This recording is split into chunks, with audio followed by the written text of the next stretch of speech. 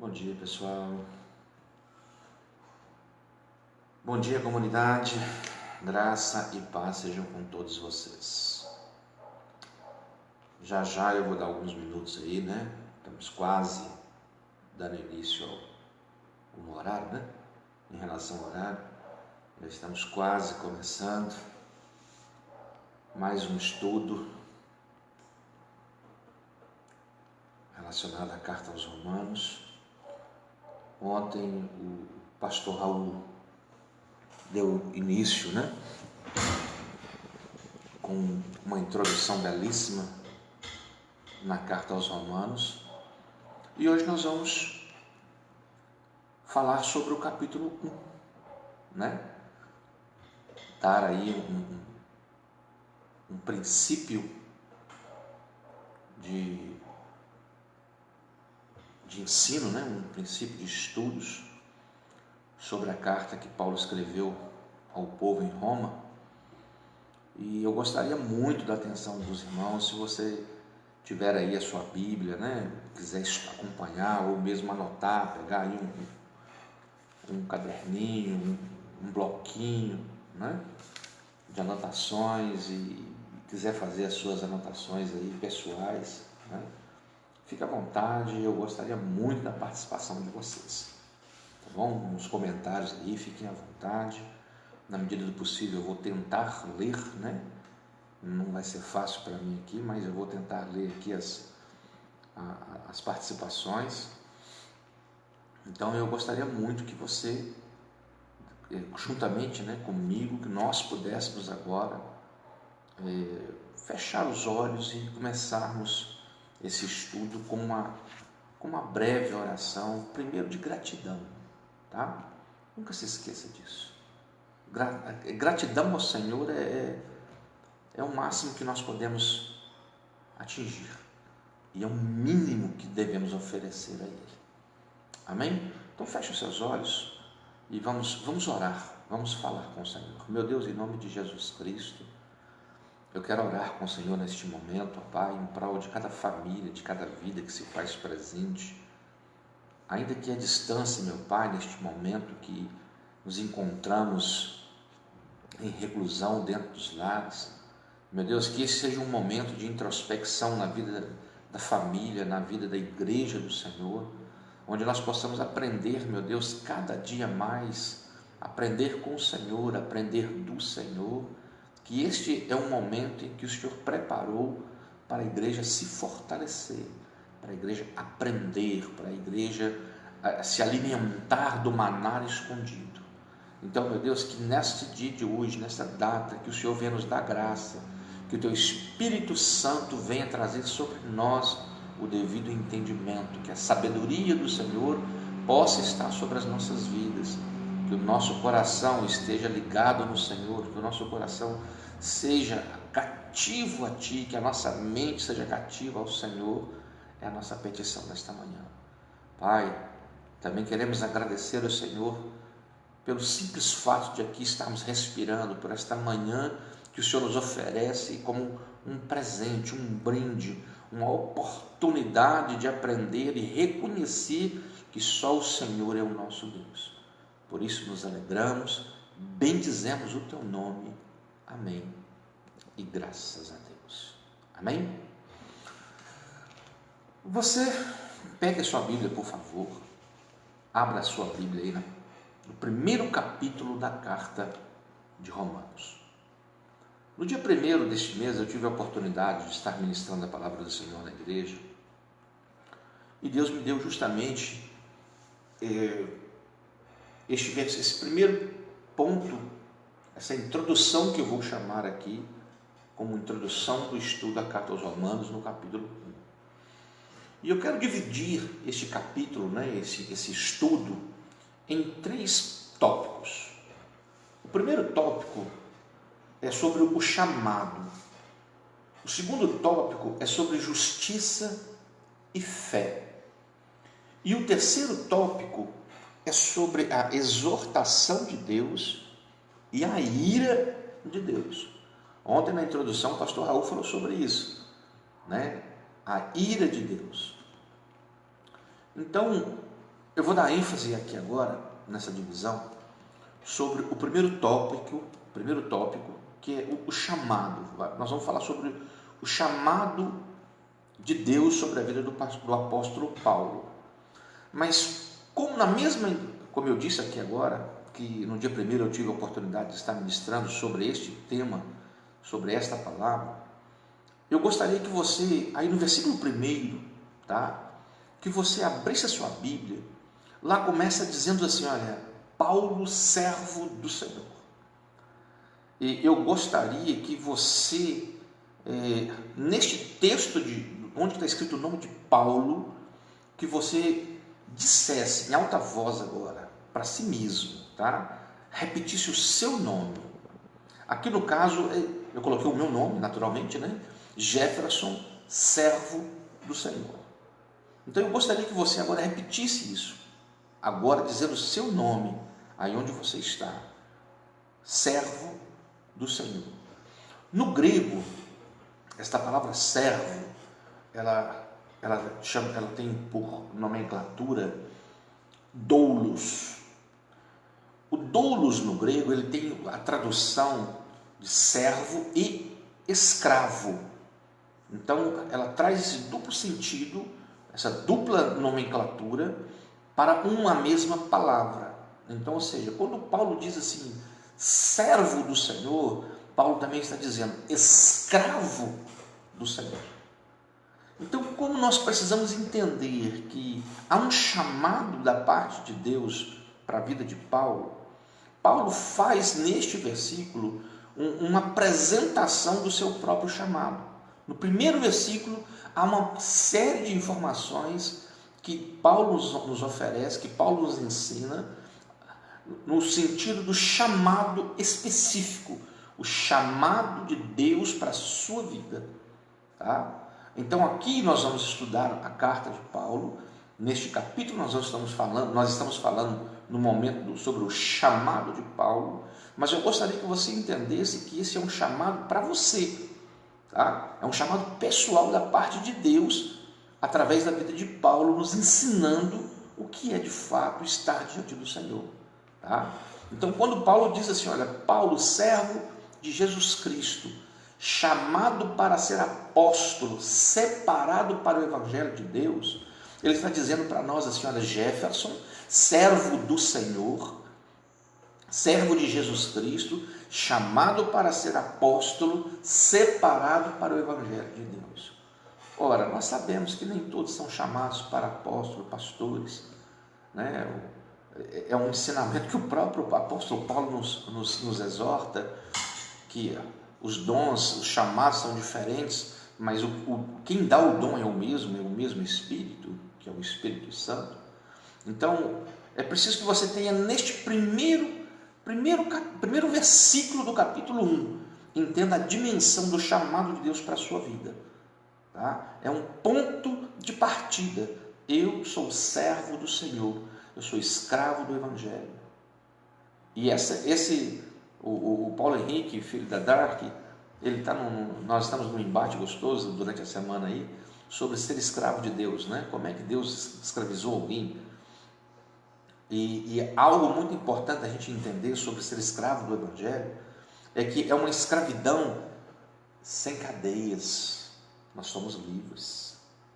É uma escravidão que nos prende aqui, ó, pelo coração, pelo amor. Então nunca se esqueça disso. Nós somos servos, escravos do Evangelho, mas escravos com cordas. Nós somos presos com cordas de amor. Não se esqueça jamais deste ponto. Amém? No versículo 2, Paulo traz uma informação muito importante. Paulo fala que Deus, que ele antes havia prometido pelos seus profetas nas Santas Escrituras. Eu quero chamar a atenção aqui para duas coisas. O Pai, Jeová, Yahvé, o tetragrama Yahvé, ou mesmo Elohim, né, que é o nome de Deus. El no grego significa Deus. Então Elohim prometeu através dos profetas, ou seja, No Antigo Testamento você vai ver que todo o Antigo Testamento ele se converte, ele direciona para a pessoa de Jesus Cristo. Então Paulo está nos ensinando, trazendo à nossa memória, que Deus o Pai prometeu a vinda do Messias e cumpriu. Então que Paulo faz menção a cumprimento da promessa. E há uma outra informação que eu gostaria de citar para vocês, a título de informação, que o termo Santas Escrituras, aqui no versículo 2, é a primeira vez que aparece esse termo no Novo Testamento. Paulo insere aqui, né, esse termo Santas Escrituras pela primeira vez no contexto do Novo Testamento. Amém? Então é preciso que nós tenhamos essa dinâmica de entendimento. Deus Pai cumpriu a promessa que ele fez e de enviar o Messias, o Salvador. E aqui Paulo faz menção disso, lembrando que Deus cumpridor de promessas. Amém? No versículo 3, como nós estamos falando de chamado, tá? Essa introdução é sobre o chamado. No versículo 3, são uma coisa muito interessante que nós precisamos entender. Paulo fala, o fim do versículo diz assim, que nasceu da descendência de Davi segundo a carne. Descendência de Davi é um ponto que nós precisamos entender. Por que Paulo cita Jesus como descendência de Davi? Porque as Escrituras dizem sobre isso. Então, Paulo nada mais está fazendo do que afirmar, por exemplo, no Evangelho de Lucas, no capítulo 1, versículo 32, vou abrir a minha Bíblia aqui, para que nós possamos estar lendo.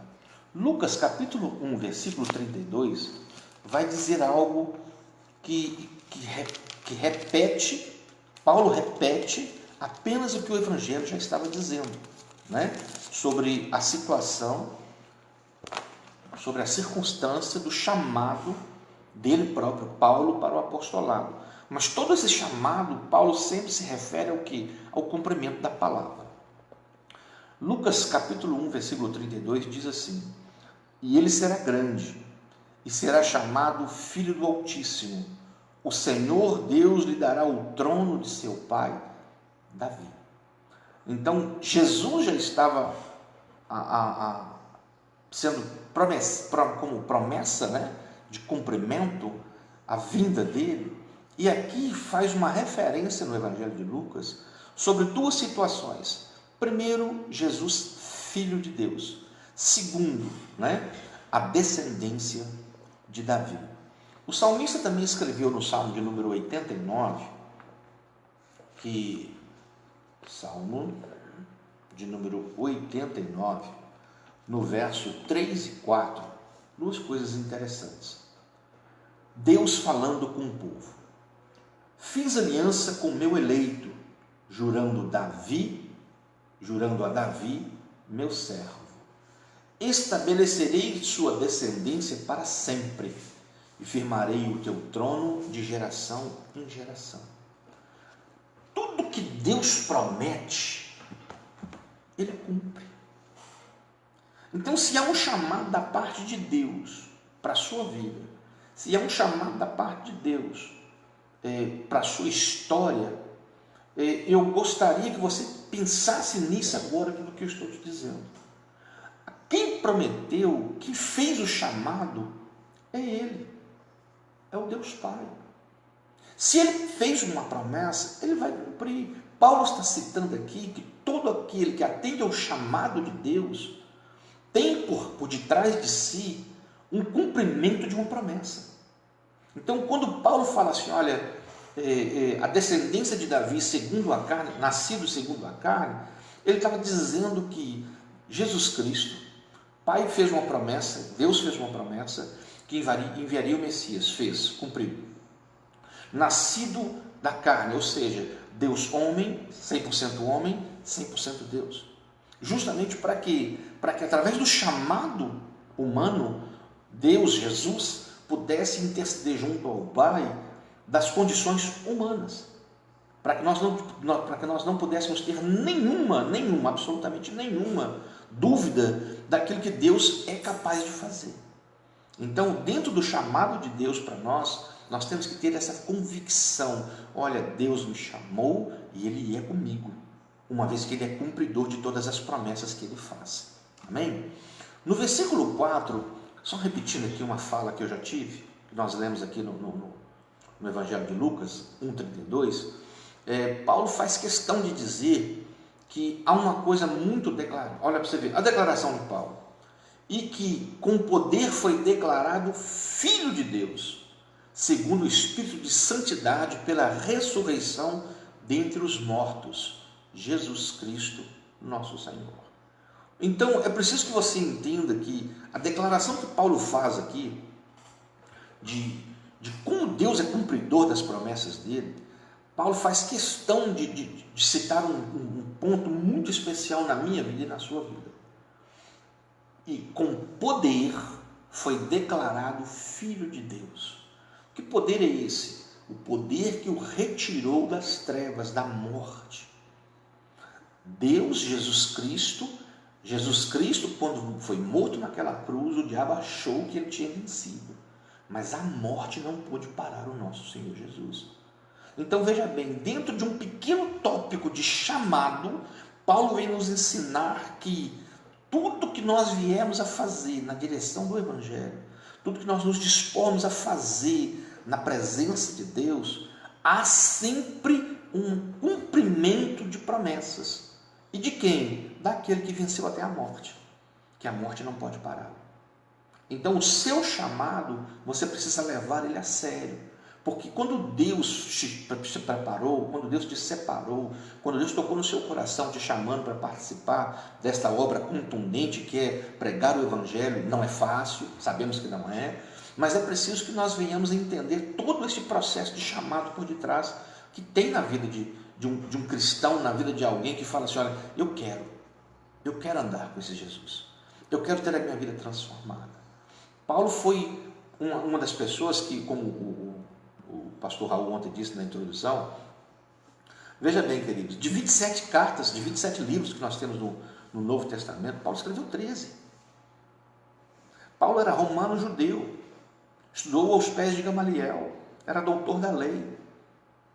E um homem desse precisou ter um encontro pessoal com Jesus para que ele pudesse ser transformado, porque ele era legalista, ele era seguidor da lei, e a lei, ela pega e ela mata. Mas Jesus Cristo veio para nos dar a vida e a vida com abundância. Então é preciso que você tenha esse entendimento. No versículo 5, tem algo que me chama assim, extraordinário. Olha para você ver uma coisa. Nós fomos escolhidos entre as nações. Você é um escolhido. Preste atenção, querido. Olha o universo que nós estamos vivendo hoje. Nós estamos dentro de casa. Nós não podemos sequer sair na rua. O decreto das prefeituras de hoje, de Belo Horizonte, de Ribeirão das Neves, de Nova Lima, é que não se pode nem sair de casa, não pode mais sair nem sem a máscara. Ou seja, já não pode sair. E se sair, tem que sair de máscara no rosto. Então nós estamos presos, confinados dentro de casa. Mas aí vem Paulo e fala assim: olha, nos lembrando que nós fomos escolhidos dentre as nações. O povo de Deus é um povo escolhido, separado, está na palma da mão de Deus. Então por que nós vamos temer? Não, você não deve temer. O que você precisa entender é: pelo qual recebemos a graça e o apostolado, por amor do seu nome, presta atenção agora, para obediência da fé entre todos os gentios. Queridos, nós não somos escolhidos à toa, nós somos escolhidos para crer, nós somos escolhidos para viver a plenitude da graça, através da fé. Então creia nas palavras que estão sendo ministradas sobre a sua vida, a palavra de Deus. Tome posse dessas palavras, porque você precisa entender isso. O Evangelho, ele não é uma historinha, ele não é algo que é fictício, não, ele é real. É real. Então tome posse disso tudo na sua vida. Tome posse, porque Deus é com você. Para fechar esse ponto inicial sobre o chamado, olha a confirmação no versículo 6 desse chamado. Presta bem atenção. Entre os quais sois também vós, chamados para serdes de Jesus. Aqui, se alguém tinha alguma dúvida sobre o chamado, sobre a condição do chamado, Paulo faz um fechamento extraordinário.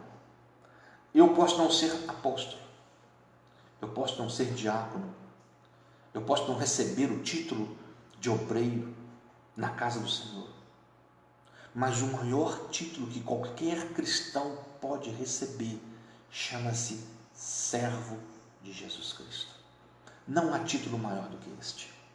Então aqui Paulo está fazendo uma confirmação para todos aqueles que são chamados por Jesus Cristo, entre os quais sois também vós chamados para serdes de Jesus.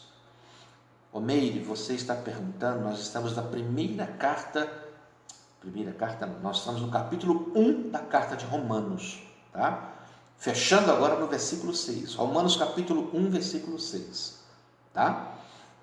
Então, e nós já vamos passar, inclusive, para o próximo ponto, né? Que fala sobre justiça e fé. Mas antes da gente passar para este justiça e fé, eu preciso que você entenda algo. Guarde isso no seu coração. Nós pertencemos a Cristo. Tá? Diga assim, olha, eu pertenço a Cristo. Guarde isso no seu coração. Amém? Então, este próximo ponto, que fala sobre justiça e fé, eu já quero saltar lá para o versículo 16. Versículo esse que o pastor Raul também fez ontem menção na sua introdução. E eu quero citá-lo aqui também agora, como ponto de justificação da parte de Deus. Porque não me envergonho do Evangelho, pois é o poder de Deus, para a salvação de todo aquele que nele crê, primeiro do judeu e também do grego. Paulo está como... É notório o que você precisa guardar na sua mente. O Evangelho não é exclusividade minha e sua. O Evangelho não é meu, o Evangelho não é seu, o Evangelho é de Jesus Cristo. E aqui Paulo vem nos ensinar algo que é extraordinário. Olha, por que eu não me envergonho do Evangelho? Primeiro, porque ele é o poder de Deus. O Evangelho é o poder de Deus, é a palavra. Então, no grego, o termo evangelios é anúncio de boas novas. Então, nós estamos fazendo o quê? Anunciando as boas novas. E quais são as boas novas? A salvação. Então, para que eu possa ter a dinâmica de entendimento, em primeiro lugar, primeiro ponto que eu tenho que entender, o Evangelho é o poder de Deus. Como é que nós poderíamos nos envergonhar disso? É uma pergunta que eu me fiz. Como é que nós podemos nos envergonhar daquilo que é o próprio poder de Deus? Daquilo que é a transformação literal, é o que nos oferece o caminho. É um caminho, é o único caminho que nos leva, que nos conduz à salvação. Não existe outros caminhos, existe um caminho. Eu sou o caminho, a verdade e a vida, já disse Jesus Cristo no Evangelho de João, capítulo 8. Então é preciso que você entenda isso. Eu não tenho como me envergonhar. Por quê? Porque o Evangelho é a tradução do próprio Cristo. É Cristo falando é Cristo mostrando o seu poder através das palavras de Deus. Então Cristo, poder de Deus e sabedoria de Deus, presta atenção numa coisa. Isso me fez lembrar a primeira carta de Coríntios, capítulo 1, versículo 24. Eu quero ler. Primeira carta de Coríntios, capítulo 1, versículo 24. É extraordinário o que Deus fala conosco, queridos. Em muitos momentos da vida a gente não entende o agir de Deus, a gente quer trazer Deus para o nosso entendimento e é justamente o oposto disso. Somos nós que precisamos ter o entendimento que vem do alto e jamais vamos conseguir comparar alguma coisa, humanamente falando, com Deus. Por quê? Porque Ele é Criador. Ele é Senhor de todas as coisas. Então, primeira carta de Coríntios, capítulo 1, versículo 24, vai dizer assim, olha, todavia, para os que foram convocados, tanto judeus como gregos, Cristo é o poder de Deus e sabedoria de Deus. Olha para você ver uma coisa. Nós estamos falando agora de justiça e fé. Quem nos justifica? Jesus Cristo. Há alguma justiça em nós? Não. A única justiça que nós temos, que podemos alcançar, está em Cristo. E aí vem o próprio apóstolo Paulo, só que em outra carta, nos dizer que Cristo é o poder de Deus e a sabedoria de Deus. Então nós precisamos entender que a justificação está em Cristo. E para isso, nós precisamos fazer o quê? Ter fé. Por isso, justiça e fé. Então, na carta que Paulo escreveu aos Romanos, neste versículo 16 e no 17, nós precisamos caminhar para entender uma coisa muito importante. O versículo 17, ele traz duas informações que é extraordinário quando você começa a entender de fato o que é ter justificação em Cristo. O versículo 17 diz assim, porque no Evangelho é revelada de fé em fé a justiça de Deus, como está escrito, mas o justo viverá pela fé. Preste atenção numa coisa, querido. No Evangelho é revelada de fé em fé a justiça de Deus. Primeiro eu preciso crer. Então eu preciso crer em Cristo. Uma vez que eu tenho fé em Jesus Cristo, a minha fé me leva à justificação nele próprio. Então, quando a gente entende assim, olha, o justo viverá da fé, aqui eu quero trazer uma informação fantástica para você. A palavra fé e crer, no grego, tem a mesma raiz. Crer, fé e crer, elas têm a mesma raiz. Então elas podem ser entendidas como a mesma palavra. Porém, são duas palavras distintas, mas com exatamente o mesmo entendimento. Então é preciso que você tenha essa condição, porque se é uma justiça que do princípio ao fim é pela fé, veja bem, queridos, se é do princípio ao fim pela fé, eu preciso entender que tudo se começa em Cristo. Então, quando fala-se que o justo viverá pela fé, não é uma fé humana, não é uma fé de crer em alguma coisa. Nós estamos falando na fé no Filho de Deus. É crer. Eu amo esse termo, inclusive na sexta-feira, agora nós vamos falar sobre o caminho da fé, tá? Na live da sexta-feira, nós vamos falar sobre o caminho da fé. Eu amo esse termo quando se fala de fé, por quê? Porque a fé, ela traz em nós, ela promove em nós sentimentos que não são humanos. Como é que alguém pode crer, por exemplo, olha o contexto que nós estamos vivenciando, né? O coronavírus, ele trouxe um medo sobre o mundo. Tem pessoas que estão apavoradas, com muito medo. E posso dizer para você uma coisa? Eu amo este momento. Quem me conhece há mais tempo sabe do que eu estou falando. Porque eu não quero que ninguém morra, não estou torcendo para ninguém morrer. Não, não é isso não. Mas eu estou dizendo que é momento da fé aflorar. É momento da fé fazer assim, saltar, sair de dentro da caixinha da promessa. Queridos, desculpe, tá, se tem alguém aí que está me assistindo que tem a sua caixinha de promessa. Não é uma crítica literal, mas eu estou querendo te ensinar algo. A caixinha de promessa, se você souber de cor todos aqueles versículos, aí eu louvo por isso. Mas se você não souber, aprenda, tá? Porque a verdade está na palavra, a verdade está contida na palavra. Aí vem a palavra nos ensinando que o índio cozinheiro ontem, né, o Diácono, Deus te abençoe, tá? Ele citou este versículo, Romanos 10, 17, que a fé vem pelo ouvir a palavra de Deus, na live de ontem.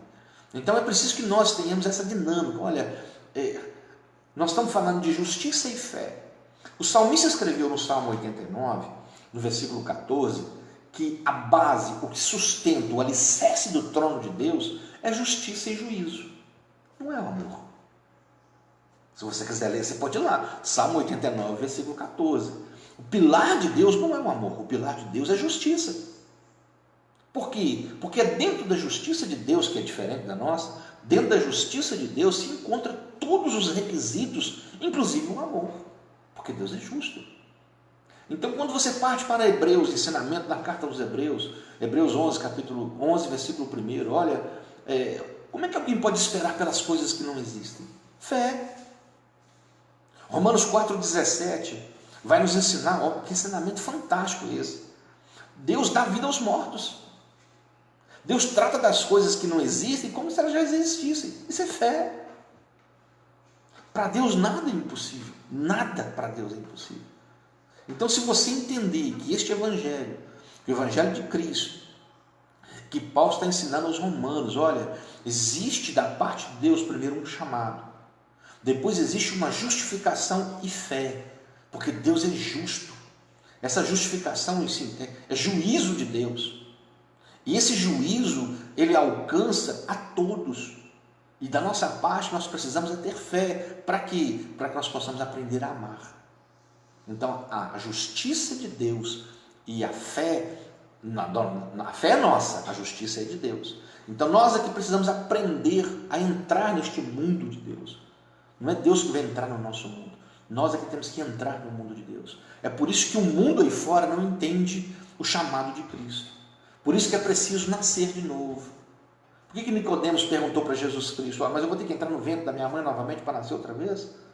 E a resposta de Jesus é fantástica. Aquele que não nascer da água, aquele que não tiver arrependimento, de forma alguma entrará no reino de Deus. Então é preciso isso da minha e da sua parte, que a justiça de Deus ela está acima da nossa, e muito, e muito, e muito, e muito, e muito, e muito. Eu falo muito sobre isso, eu tenho conversado muito com algumas pessoas, principalmente ultimamente, a gente conversa muito pelo WhatsApp, pelo chamada de vídeo, poucas oportunidades que nós estamos tendo de conversar pessoalmente. Nós não temos justiça, nós temos vingança, nós não temos sede de justiça, nós temos sede de vingança. O ser humano, ele quer ver o mal acontecer sobre a vida do outro para ser tratado. Ah lá, fez um mal para mim, agora recebeu outro mal. Não, isso é vingança, isso não é justiça. Por que Jesus nos ensina a amar uns aos outros como Cristo amou, como o próprio Cristo amou a igreja? É para que nós possamos aprender a ser justos. Jesus nos ensina que se alguém te bateu numa face, ofereça a outra. Não é apanhar duas vezes. O que é oferecer a outra face? Perdoar. É não desejar o mal. Eu não tenho que ficar apanhando no rosto. Não, eu tomei um tapa, já foi suficiente.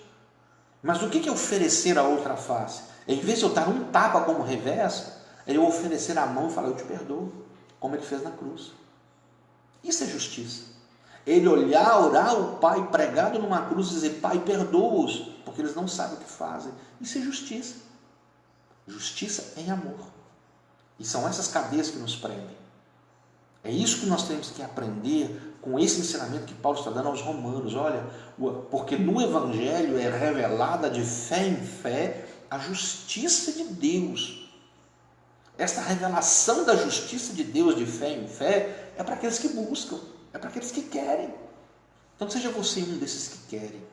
Busque no Evangelho, busque no Evangelho a transformação, a mudança de caráter, mudança de atitude. Nós precisamos ter em nós impregnado o caráter de Cristo, para que a justiça dele seja feita sobre nós também. Amém?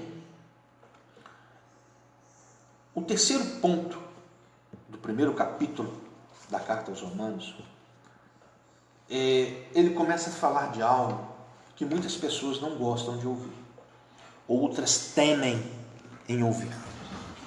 Chama-se ira de Deus. Só que Deus ele não se ira de forma instantânea. Primeiro Deus nos exorta.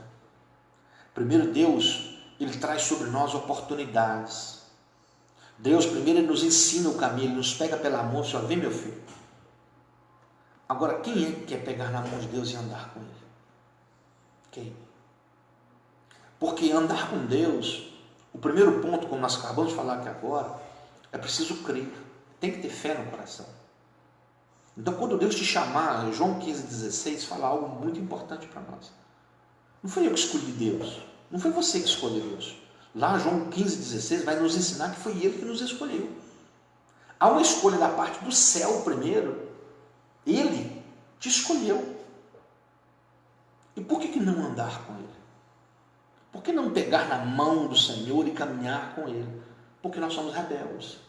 Então Deus nos exorta primeiro, e se nós não atentarmos para esta exortação, aí Deus entra com juízo, ira. Então cuidado com a ira de Deus. Não provoque Deus a ira. Porque há muitos entre nós que estão provocando a ira de Deus.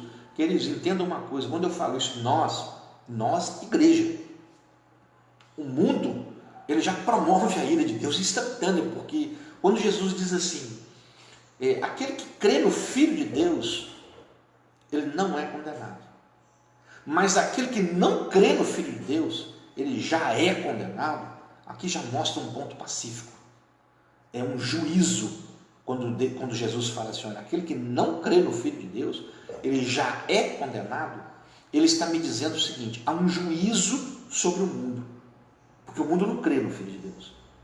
Então o mundo já está condenado. E sobre a condenação entra também a ira. Então é preciso que a igreja tenha essa percepção. Que nós, ao ouvirmos o chamado, atentamos a esse chamado, nós precisamos andar conforme este chamado. Do contrário, nós seremos bastardos e seremos rejeitados também. Então vamos para o ponto de exortação e ira de Deus. Versículo 18, primeiro capítulo da carta de Romanos, no versículo 18. Paulo começa falando algo muito interessante. Os homens suprimem, os homens trocam a verdade de Deus pela injustiça humana. Ou seja, o homem, e aqui nós estamos falando generalizando, tá? Ele tem trocado a verdade absoluta, a verdade de Deus, que é a sua palavra, pela injustiça humana. Ou seja, o que seria essa injustiça humana? Eu trazer a minha interpretação da minha cabeça, do meu coração, daquilo que eu acho que é certo, e vou ensinar as pessoas. Não, eu acho que é assim que é o caminho, eu acho que é assim que deve ser. E sabe o que está acontecendo? Provocando a ira de Deus. E é preciso que nós entendamos isso. E eu gostaria de ler este versículo com você. Romanos 1:18. Vamos lá? Romanos 1:18. Portanto, a ira de Deus é revelada dos céus contra toda impiedade e injustiça dos homens que suprimem a verdade pela injustiça humana. Suprimir, queridos, é diminuir. Suprimir é retirar a verdade e colocar a mentira. Então aqui, quando se fala de suprimir, de supressão da palavra, está falando de roubar a verdade para colocar a mentira. E isso traz a ira de Deus. Então nós temos que acordar para essa situação muito, muito forte diante de nós.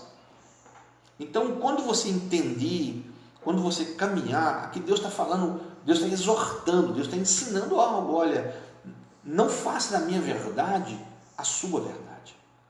Porque a minha, quando eu estou dizendo isso, eu quero fazer um trocadilho com você. O que é a minha e a sua verdade diante da verdade de Deus? Quem somos nós? Acaso seríamos nós maior do que Deus? Acaso seríamos nós que deveríamos ensinar o Senhor? Ou somos nós servos e precisamos aprender com o Mestre? Então, é por isso que nós temos que ter esse entendimento. Quando Deus exorta, Ele está dando um sinal. Não ultrapasse, não faça isso. Olha, vá até aqui, daqui para frente não passe. É daqui para trás que você pode ir. Mas nós queremos estar sempre à frente de Deus. Está aí o maior prejuízo que nós podemos tomar. Querer ensinar Deus alguma coisa. Quem somos nós para isso? Então, todas as vezes que nós pegamos a verdade de Deus e retiramos e queremos colocar a nossa, nós estamos provocando a ira de Deus. Então, é preciso entender isso, que nós precisamos caminhar na direção certa, na direção certíssima. Vamos ler aqui o versículo 20. A minha Bíblia é versão King James, tá? Está escrito assim. Romanos capítulo 1, versículo 20. Pois desde a criação do mundo, os atributos invisíveis de Deus, seu eterno poder e sua natureza divina, têm sido observados claramente, podendo ser compreendidos por intermédio de tudo que foi criado, de maneira que tais pessoas são indesculpáveis. Sabe o que isso quer dizer para nós? O que Paulo está ensinando aqui? Que mesmo as pessoas, havendo conhecer Deus, ou seja, conheceram Deus, não lhe renderam graças. Pelo contrário, em seus pensamentos foram levianos. E com isso, todas as vezes que eu sou ingrato a Deus, que eu permito a ingratidão entrar no meu coração, e ser leviano é um pouco além ainda, é um pouco pior. Porque, além de ser ingrato, eu começo a querer, volto no versículo passado, eu começo a querer inverter as coisas. Então, por isso, o coração se torna cheio de treva.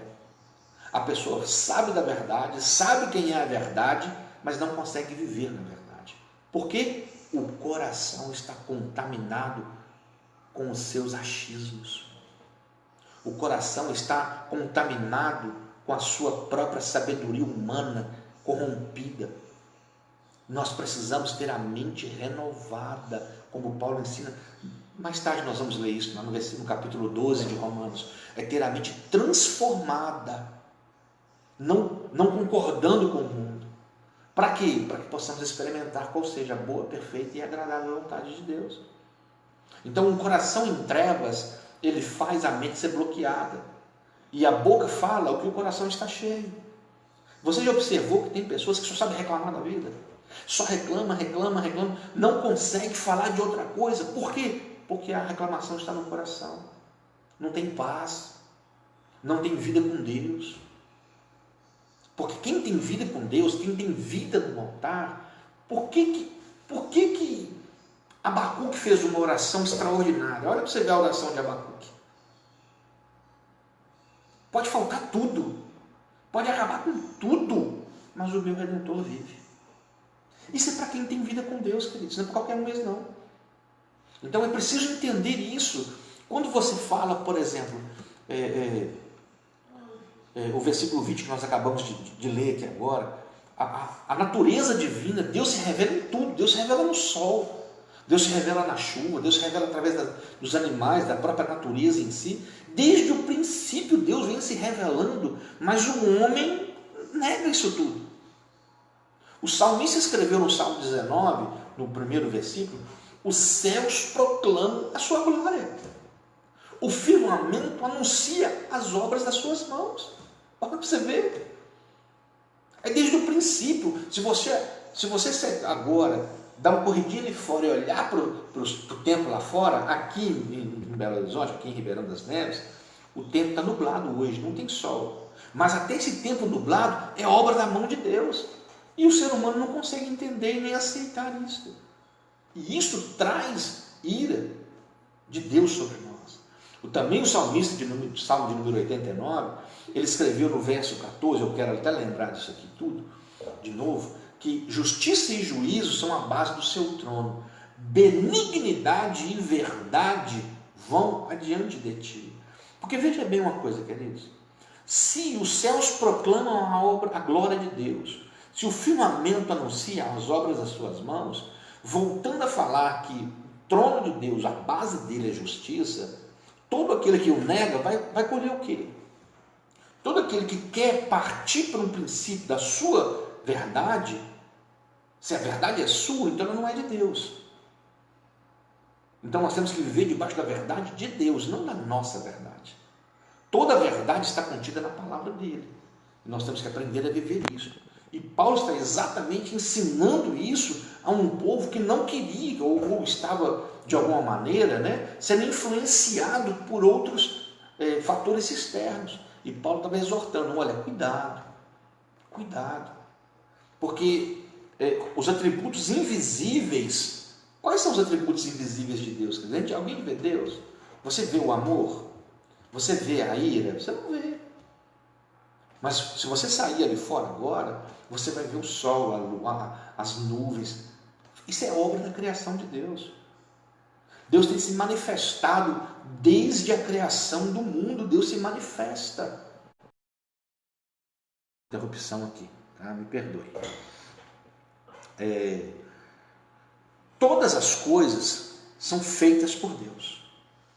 Então, é preciso que esse contexto de exortação e ira de Deus no ensinamento de Paulo seja algo que nós precisamos estar atentos e precisamos aprender com isso.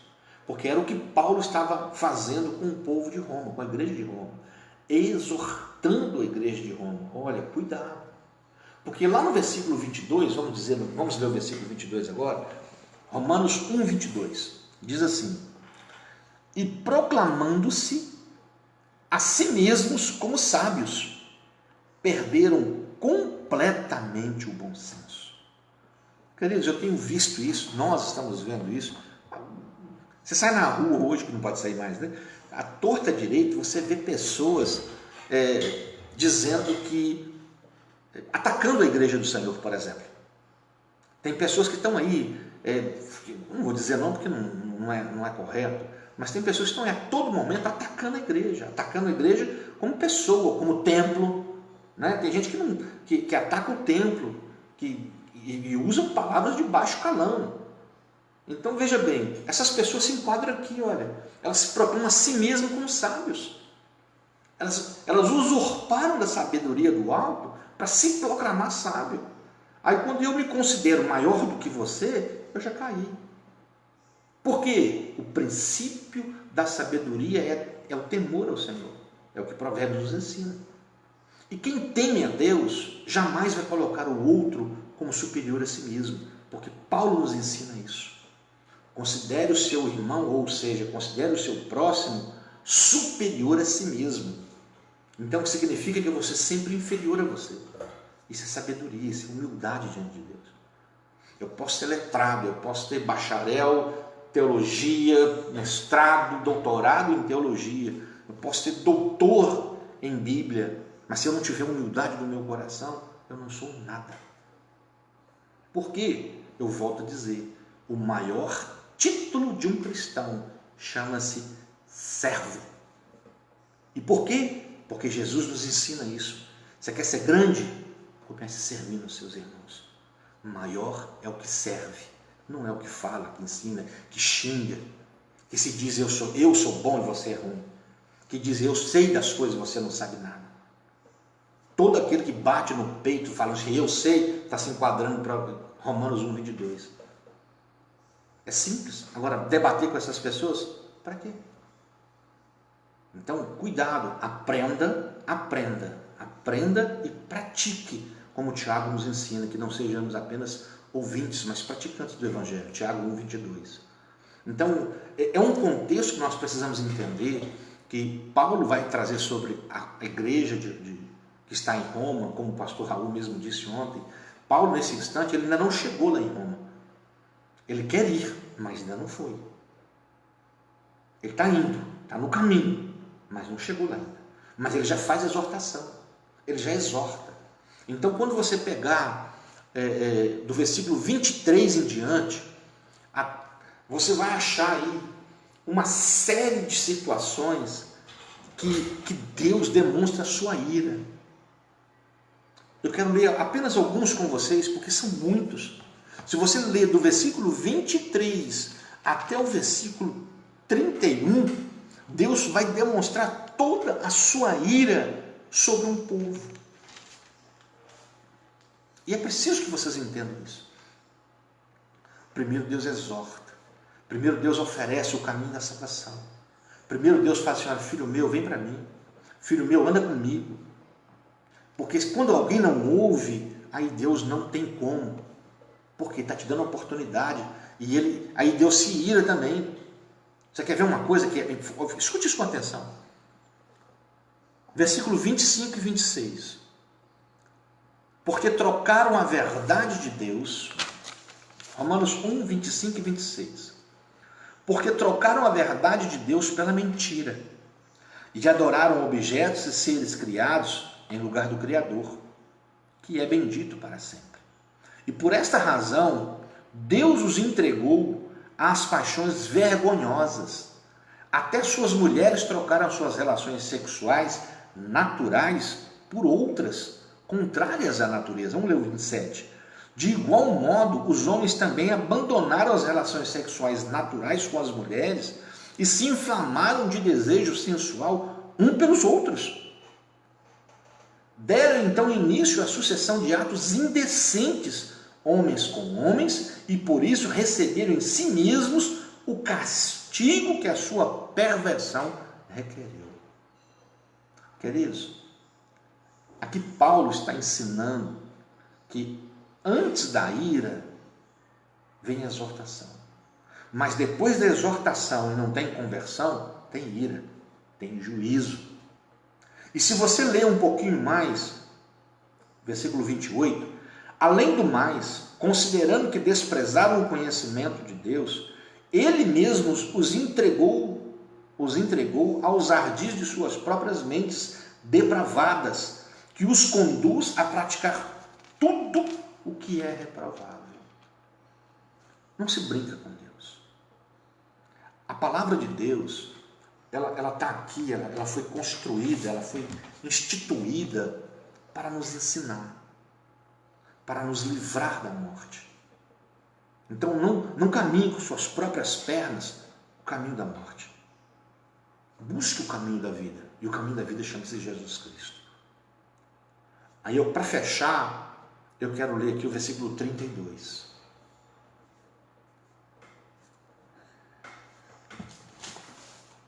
E apesar de conhecerem a justa lei de Deus, que declara dignos de morte todas as pessoas que praticam tais atos, não somente os continuam fazendo, mas ainda aprovam e defendem aqueles que também assim procedem. Amados, quando se fala de ira de Deus, a Bíblia fala que quem pode contra o braço forte do Senhor? Quem pode? A Bíblia nos ensina que é muito mais fácil, é muito melhor, mais fácil não, é muito melhor para nós aprendermos a perdoar do que não. Por quê? Porque é no amor que nós vamos conseguir superar todas as coisas. É amando. Mas se nós não aprendermos no amor, nós vamos cair na exortação. Se nós não aprendemos com a exortação, haverá o juízo. A escolha é nossa. E era o que Paulo estava fazendo com a igreja dele, em Roma. Exortando, olha, cuidado, cuidado e cuidado. De Deus ninguém zomba. De Deus ninguém escapa. Eu não estou aqui pregando um Deus terrorista, um Deus que é cruel. Não, querido. Não estou dizendo isso não. Pelo contrário. A prova disso é que o Deus Pai pegou o seu filho, João 16, e colocou lá na cruz, no meu e no seu lugar. Não existe prova de amor maior do que essa. Só que os caminhos do Senhor são retos. Retos. Não tem desvio nele, não. É reto. Ande na retidão do Senhor. Ande na retidão do Senhor. Porque é preciso que nós tenhamos essa dinâmica. Entrar nos céus, entrar no reino de Deus, de palavras, apenas em palavras, não garante nada para você. Por quê? porque Deus sonda os nossos corações. Então pare com um discurso bonito e viva o Evangelho. Viva o Evangelho na sua plenitude. E cuidado, aprenda que existe um chamado, existe uma justiça e fé, existe uma exortação e ira. Isso tudo é apenas um capítulo na carta de Romanos. E poderíamos destrinchar muito mais, mas o tempo ele não permite. Eu já passei 2 minutos do meu tempo. Então, que Deus te abençoe. Que o Senhor guarde a sua vida e você guarde o seu coração. Não permita ser contaminado pelos meios externos. Cuidado com o que você assiste na sua televisão. Cuidado com o que você assiste pela internet, no seu celular. Cuidado, não se contamine. Guarde o seu coração, guarde os seus olhos, guarde a sua mente, para que não haja justiça e juízo de Deus sobre a sua vida. Amém? Feche os seus olhos e vamos orar. Meu Deus, em nome de Jesus Cristo, eu quero agradecer o Senhor neste momento, por cada vida que se faz presente, por cada irmã, por cada irmão, meu Deus, que assistiu a este estudo, que participou conosco nesse estudo. Que o Senhor possa guardá-los e livrá-los de todo mal, meu Deus. Pai querido, que o Senhor possa sobre eles guardá-los, ó Pai, livrando de todo mal, e que a Tua paz, que a Tua bênção seja sobre a vida de cada um deles. Assim os abençoo, em nome do Pai, do Filho e do Espírito Santo de Deus. Deus te abençoe e até a próxima.